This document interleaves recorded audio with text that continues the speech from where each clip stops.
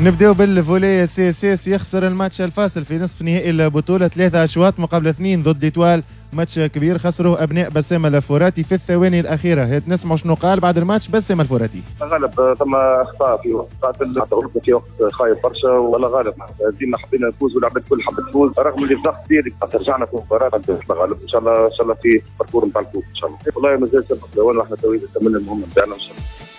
زوز نقاط نحكيو فيهم بعد الماتش هذا، هو احتراز السي اس اس اللي طبعا وتواجد العنف ما بعد المباراة. نسمعوا كل هذا من رئيس لجنة تصريف أعمال فولية سي اس اس مراد التريكي. النادي الصفاقسي ديما باش يدافع على حقه لاخر درجات التقاضي، ماناش مسلمين في حقنا. بالنسبه لي انا 1000% في دور النهائي، عند احتراز ما فيه حتى شك وما فيه حتى اختلاف.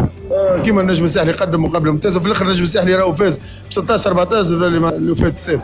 معناتها الحكايه الكل 2 بوان، فماش هذاك خير وهذا خير. فما العباد الكل قدمت مردود ممتاز. مازالت لنا مقابلات الكاس والدور النهائي نتاع البطوله، حسيتنا بلعبيتنا الكل. والله ماذا بينا نشوفوا احنا سي مجيد جراد والجماعه اللي معاه اسكو شافوا شي حاجه فهمت.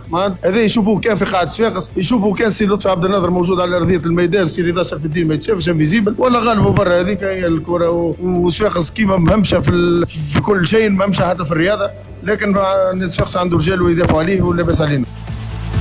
ما زلنا مع ماتش الفولي. حادثة خطيرة وغريبة في الماتش هذا تمثلت في رفض لاعب النادي الرياضي الصفاقسي محمد العربي بن عبد الله من لاعب الشوط الخامس، السبب تغييره من طرف المدرب في الشوط الرابع.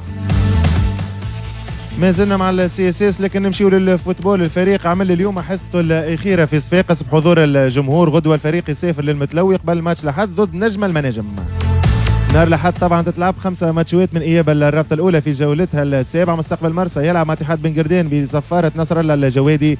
خالد اللاجزاني حكم مباراة شبيبة القيروان. نجم أولمبيك سيدي بوزيد. نجم رياضي بالمتلوي يلعب مع نادي الرياضي الصفاقسي بتحكيم ماهر الحرابي. ترجي الجنوب مستقبل قصرين بتحكيم كريم الخميري. والقوافل الرياضية بقفصة نادي حمام لام في رشدي قزقز. الفيفا راسلت الجامعة اليوم وحذرتها من تجميد نشاطها في صورة مواصلة الالتجاء للمحاكم غير المختصة. الأستاذ صابر بوعطية يوضح لنا المسألة ويعطينا أكثر تفاصيل.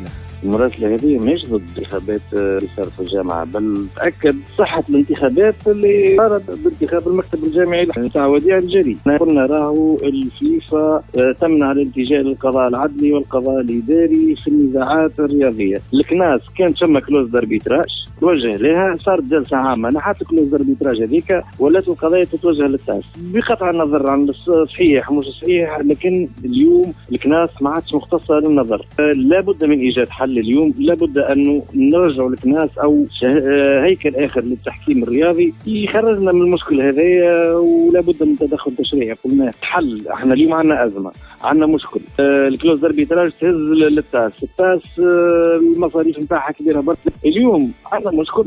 الكناس بوضعيتها الحالية بعدم استقلاليتها أصبحت بد من تدخل تشريعي، وجعل المحكمة الرياضية محكمة مستقلة تماما عن كافة الهيكل الرياضية وخاصة عن الكوميتي الأولمبيك. رسميا الرابطة الوطنية تقرر تأجيل الجولة السابعة من إياب الرابطة الثالثة من غدوة لنهار الأربعاء 20 أبريل.